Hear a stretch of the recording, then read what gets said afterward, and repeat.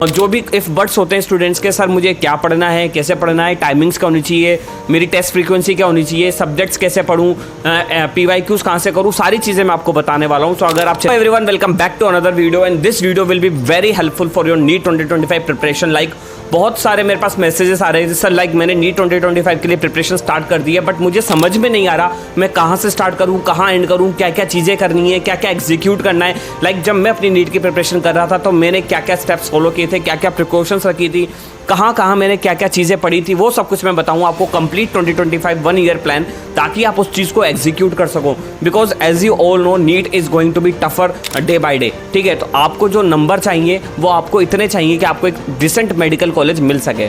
Because आपको पता है, और कई कोचिंग इंस्टीट्यूट जो अभी एग्जीक्यूट कर रहे हैं वो ये कह रहे हैं कि 720 प्लस ऑलमोस्ट 10 प्लस स्टूडेंट है, एंड लाइक 700 तो आप गिनते ही नहीं कर सकते, इतने स्टूडेंट है। तो आपको जो 620 जो स्कोर होता था पहले, जो सेफ स्कोर होता था, वो अब सेफ स्कोर नहीं रहा है। बिकॉज अब जो कंपटीशन का लेवल है वो बहुत हाई हो चुका है। इसीलिए आपको कैसे अपने आप को एग्जीक्यूट करना है और आप 670 तक अपने मार्क्स ला सकते हो, उसके लिए मैं आपको ये पूरा बेसिक प्लान बता रहा हूँ।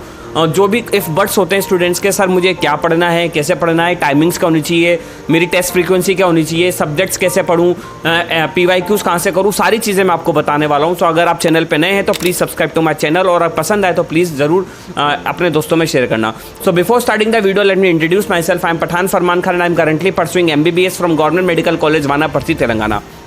मैं आपको सबसे पहले चीज़ बता देता हूँ, जो सबसे मोस्ट इंपॉर्टेंट चीज़ होती है एक स्टूडेंट की नीट प्रिपरेशन की जर्नी में, वो होती है कंसिस्टेंसी स्टूडेंट नहीं रखता है। वो 4 दिन मोटिवेट रहता है, 4 दिन पढ़ता है और उसके बाद फिर वो डीमोटिवेट हो जाता है। उसे कोई ना कोई चाहिए ताकि वो उसे इम्पल्स दे सके और उसे मोटिवेट कर सके। देखो, आपकी नीट की प्रिपरेशन की जर्नी में आपको हर वक्त कोई नहीं मिलेगा जो आपको मोटिवेट कर सके। लाइक जब मैं अपनी नीट की प्रिपरेशन कर रहा था, मेरे सामने कोई गाइडिंग पाथ नहीं था, लेकिन मैं आपके लिए मैं हूँ, आपके लिए मैं आपको फिर भी मोटिवेट करता हूँ, आपको मैं पाथ दिखाता हूँ कि आप ऐसे करो ऐसे करो। बट जब मैं अपनी नीट की प्रिपरेशन कर रहा था, मेरे सामने कोई नहीं था और उसके बाद भी मैंने सिलेक्शन निकाला। तो आपको क्या करना है, सेल्फ मोटिवेट होना है। आपको किसी और की जरूरत नहीं है मोटिवेशन के लिए, आपको खुद की जरूरत है मोटिवेशन के लिए। हम सिर्फ आपको एक आपको डायरेक्शन दे सकते हैं। आपको डिसिप्लिन अपने अंदर लाना पड़ेगा, पढ़ना पड़ेगा। बिकॉज सिलेक्शन चाहिए तो पढ़ना पड़ेगा। कोई एक्सक्यूज नहीं है कि सर मेरा ये हो गया, सर मेरे साथ वो हो गया। नहीं, आपके साथ कुछ भी हो, at the end result is matters. आपका सिर्फ रिजल्ट मैटर करता है, तो आपको सिर्फ और सिर्फ कंसिस्टेंटली पढ़ना पड़ेगा। तो आप ये चीज़ बिल्कुल दिमाग में गांठ बांध के डाल लो कि मुझे सिर्फ और सिर्फ पढ़ना है, मुझे अपने खानदान, अपने परिवार, अपने नाम, सबके लिए मुझे मेहनत करनी है और सिलेक्शन निकाल के लेना है अपने परिवार के लिए। So this is the most important thing if you are starting for NEET 2025 preparation. जो क्वेश्चन आता है वो आता है कि सर कितना पढ़ना है। तो इसका बिल्कुल सिंपल सा जवाब दूंगा मैं, बिल्कुल आपको ऐसे इधर उधर नहीं ले जाऊंगा। मैं आपसे यही कहूँगा कि अगर आपको डॉक्टर बनना है, आपको अगर सिलेक्शन लेना है, तो आपका सिर्फ 3 काम होना चाहिए: खाना, पीना, सोना और पढ़ना। बस आपके पास और कोई काम नहीं होना चाहिए। बिकॉज फिर भी मैं आपको बता देता हूँ कि कम से कम आपको 10 घंटे तो पढ़ना ही है स्टार्टिंग से। तो कम से कम 10 घंटे आप अपने आप का शेड्यूल बना लो। कोचिंग आपने 4-5 घंटे ले ली और उसके बाद आपको 5 घंटे पढ़ने के निकालने हैं। मैं आपसे ये नहीं करेगा आपको 14-14 घंटे पढ़ने हैं, क्योंकि आपको भी पता है, मुझे पता है, इतना पॉसिबल नहीं होता है स्टार्टिंग में। धीरे धीरे अब वो बढ़ेंगे चीज़ें। अभी आपको स्टार्टिंग करनी है 10 घंटे से। एक शेड्यूल बनाओ, एक स्टॉप वॉच ले लो छोटी सी, और जब पढ़ने बैठो उसको ऑन करो, और जब उठो तब ऑन करो, ऑफ कर दो। तो ये आपके पास पूरा होना चाहिए कि आपका डे का एक क्राइटेरिया हो कि हाँ मैं 10 घंटे रोज पढ़ रहा हूँ कि नहीं पढ़ रहा हूँ। एक बहुत कॉमन क्वेश्चन होता है कि सर क्या क्या पढ़ना है। तो मैं आपको बहुत क्लियर बता देता हूँ कि एक बहुत बड़ी मिस्टेक हर स्टूडेंट नीट की जो करता है प्रिपरेशन, वो करता है, वो है PYQs।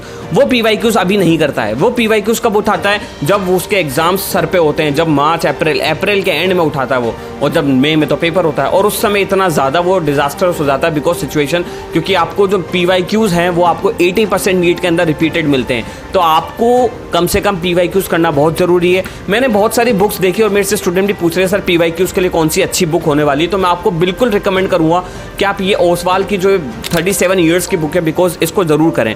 बिकॉज PYQs आपको एक अच्छा मटेरियलिस्टिक चीज़ें देता है। लाइक आपको एक्सप्लेनेशन अच्छी चाहिए, ठीक है, एक्सप्लेनेशन बहुत इंपॉर्टेंट करता है। बिकॉज क्वेश्चन जो होते हैं वो चेंज होते हैं, लाइन टू लाइन सेम नहीं आता। आपका जो कॉन्सेप्ट है वो सेम होता है, क्वेश्चन चेंज होते हैं। तो आपको उसका एक्सप्लेनेशन अच्छे से पता होना चाहिए, एक्यूरेट होना चाहिए, लेटेस्ट बेस पे होना चाहिए। तो जो ये बुक है वो ऑलरेडी लेटेस्ट बेस पे है, 2024 का पेपर ऑलरेडी इसके अंदर है, ठीक है। और ये अनबायस्ड है, किसी का कोई कहने से नहीं है, सिर्फ मैं आपको अनबायस्ड बता रहा हूँ। और आप इसको जरूर, क्योंकि मैंने खुद ने अपनी नीट की प्रिपरेशन में इसको यूज़ किया था, तो मुझे पता है इसकी कितनी ज़्यादा इंपॉर्टेंस है, PYQs की कितनी ज़्यादा इंपॉर्टेंस है। तो आपको ये करनी ही करनी चाहिए, ठीक है।